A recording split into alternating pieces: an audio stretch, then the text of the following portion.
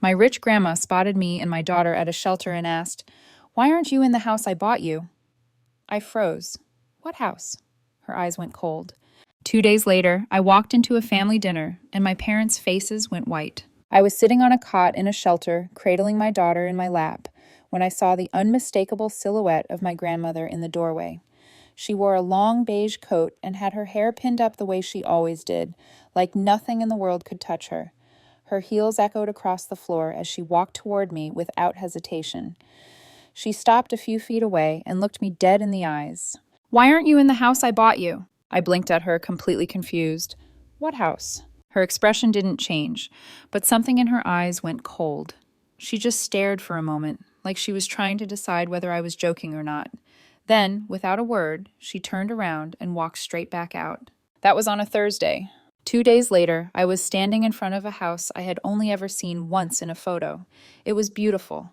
2 stories, clean white shutters, a brick pathway, even a little swing on the porch. The kind of house you'd think only existed in catalogs or daydreams. And there it was, just sitting there like a ghost from another life. I didn't understand what was happening. I was still holding my daughter's hand, feeling like I'd stepped into someone else's story when my grandmother pulled up behind us and got out of the car. She walked right over and handed me a folder. It looked official. "Read it," she said. I opened it and saw my name everywhere. The deed, purchase records, tax paperwork, even the closing documents, all from a year ago, all filed legally, all under my name. It was a gift, a wedding gift. Apparently, she bought the house for me and my husband before he died. She'd always believed in security, having something to fall back on. That house was meant to be mine, no matter what happened. I had no words, none. After my husband passed, I wasn't myself anymore. I could barely think. I couldn't sleep. I was just floating, or sinking, depending how you look at it. My parents stepped in, or pretended to. They told me not to worry about anything, that they'd handle the paperwork, the finances, the house. They said it would just stress me out. They convinced me it was best to stay with them while I got my footing. They said the house was too big for me and the baby, that it needed too much maintenance. They said they'd keep an eye on it in the meantime. I didn't ask questions. I trusted them. I was too numb to do anything else.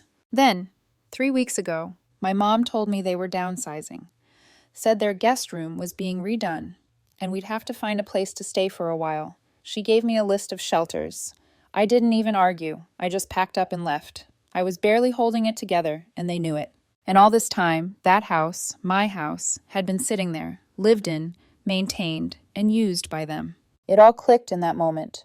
The way my mother avoided the topic every time Grandma called. The way they brushed off the mail addressed to me. The sudden urgency to get me out of their place once the renovation started. I hadn't lost the house. They took it. Grandma didn't say much after that. She just said we were having family dinner that weekend and I should wear something nice. I didn't sleep the night before. When we walked into my parents' house on Sunday, the air changed instantly. My daughter ran ahead into the living room. I followed, but the second I stepped into the dining room, everything went quiet. My mom was holding a tray, and she froze. My dad looked like he'd seen a ghost. They both just stood there completely still. Then Grandma walked in behind me, holding the folder. That's when everything started to unravel. No one said anything for a few seconds. You could actually hear the hum of the fridge in the background. My mom finally set the tray down, but her hands were shaking a little. My dad tried to act like everything was normal, pulled out a chair, asked how the drive was, but it didn't land. He couldn't look at Grandma directly. She placed the folder on the table, precise, sat down like she wasn't planning to move until something came out of it. No one touched their plates. My daughter was in the living room, distracted with a toy my parents had probably grabbed 5 minutes before we walked in. I wasn't hungry. I was mostly staring at the folder, remembering how I used to sit at that same table during birthdays, Thanksgiving, family meetings.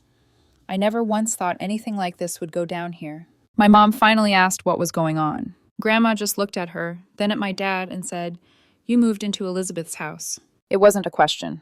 My dad tried to laugh, said something about how we figured it out after the funeral, that the house was unoccupied and they were taking care of it, said they were doing me a favor. Grandma didn't flinch. She asked why the deed had been changed, why mail was being forwarded, why the mortgage account had been rerouted, why there were all these financial documents suggesting I'd given them power of attorney, which I hadn't. That's when my mom finally said it. She said I wasn't in a good place, that I was grieving and had no idea what I was doing, that someone had to step up. I expected Grandma to yell. She didn't. She just turned to me and said, "Did you ever sign anything giving them permission to transfer the house?" I said, "No, not once. I didn't even know the house was mine." The silence that followed was louder than anything anyone could have screamed. My dad stood up and walked out of the room. My mom just stared at her plate like if she ignored us long enough, this would all go away. Then Grandma reached into her purse and took out another envelope. This one was thinner. It had 3 printed copies of a letter inside and a business card from her attorney. She handed one to my mother, one to my father, who had come back into the doorway, and one to me. My hands shook when I opened it. It was a notice, effective immediately. They were to vacate the property. The deed had already been legally restored to my name, and they had 48 hours to remove all of their belongings. It had the lawyer's stamp, the case number, and a court date in case they decided to contest it.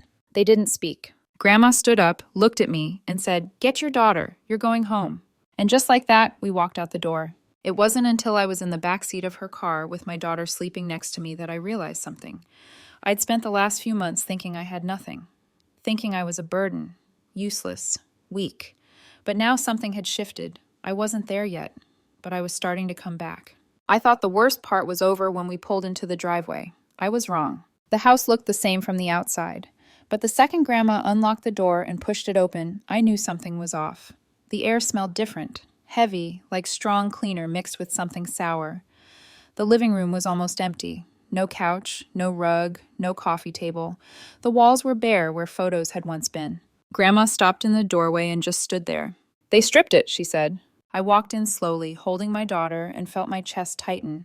The dining area was empty. The kitchen drawers were gone. Even the light fixtures had been removed. It looked like someone had rushed through and grabbed anything that wasn't bolted down. That's when I noticed the stairs.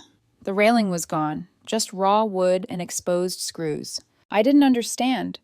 Why would they take things that didn't belong to them? Why would they go that far? Grandma didn't answer. She went straight to the back bedroom. My bedroom, or what should have been.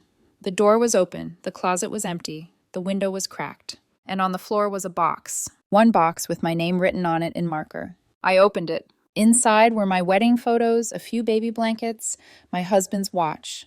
The only things I had asked my mother to keep safe. Everything else was gone. That was the moment something snapped. Not loudly, not dramatically, just quietly, deep inside.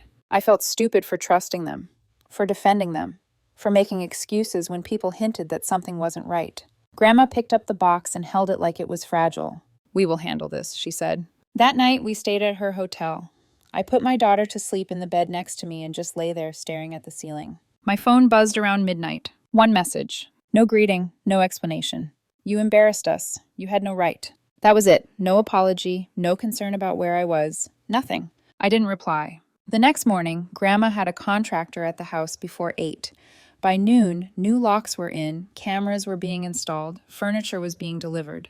It felt unreal, like I was watching someone else's life get fixed. Then, just as we were about to leave the hotel, the front desk called up. They said there was a woman asking for me by name. My stomach dropped. I went down to the lobby. It wasn't my mother. It was my aunt, my dad's sister, the one who never talked to us much. She looked nervous, kept glancing at the door. "I heard what happened," she said, "and I thought you should know." She hesitated, then took a breath. "They didn't just move into your house. They planned it." She told me they'd been talking about it months before my husband died, about how I wouldn't be able to handle things on my own, about how it would be better if they controlled everything. She said they joked about it like it was already decided. I couldn't breathe for a second. She apologized, said she should have said something sooner. Then she left. I went back upstairs and told Grandma everything. She didn't look surprised. She just nodded. And that's when I realized this wasn't just about getting the house back. This was about making sure they never touched my life again. And Grandma was nowhere near finished. The day they were supposed to hand over the keys and leave the house, they didn't show. Grandma didn't waste time. Her lawyer filed an emergency request. That same afternoon, we had a court order and a local officer escorting us back to the house. The officer knocked once, announced himself, and opened the front door with the new key Grandma had installed. No one was inside. But upstairs, someone had left a note. It was taped to the wall in the empty master bedroom. written in all caps, my mother's handwriting. "You won't last here alone." That was all it said. Just those 6 words. Not signed, not even folded. It was taped right where the mirror used to be. Grandma read it, then crumpled it without a word. We stayed the night in the house, even though most of it was still being refurnished. My daughter curled up next to me on a mattress on the floor. I kept waking up, expecting someone to knock on the door, or worse, walk in. The knock came the next morning, but it wasn't who I expected. My father. No warning, no text, no car in the driveway. Just him standing there like he belonged, like the last 2 weeks hadn't happened. He said they wanted to talk, that we'd misunderstood, that they were trying to protect me. He tried to paint himself as the one who held everything together after the funeral. I told him I wasn't interested. He didn't leave. He asked to come in, said my mom was in the car, said she wasn't doing well, that this was hurting the family. Grandma stepped into the doorway. She said if he didn't leave, she'd have the lawyer add harassment to the case. He stared at her, then he looked at me. Then he said something I will never forget. "If your husband were alive, he'd agree with us. You're not built for this." I went numb. I didn't say anything. I just closed the door slowly in his face. Later that night, we went to a small family dinner Grandma had arranged. Just a few close relatives, people I hadn't seen in years. I thought it would be quiet. I thought it would be healing. But then my parents showed up uninvited. They walked in like nothing had happened. My mother had makeup on like she was going to church. My dad nodded at people like he was still head of the table. Some of the family looked confused. Some looked uncomfortable. Grandma stood calm as ever. She said they were not welcome. My dad ignored her and walked straight toward me. So I stood up. I hadn't planned anything. I hadn't even thought about what I'd say. But suddenly the words were just there. I told them they stole from me, lied to me, abandoned me when I needed them the most. I said they made me believe I was incapable, that I was a burden, that my grief was something to be used against me. They both stared at me like I was speaking a foreign language. And when I mentioned the shelter, the broken furniture, the empty box of memories they left behind, my mother rolled her eyes. Then she said something under her breath, just loud enough for the table to hear. "You were always dramatic."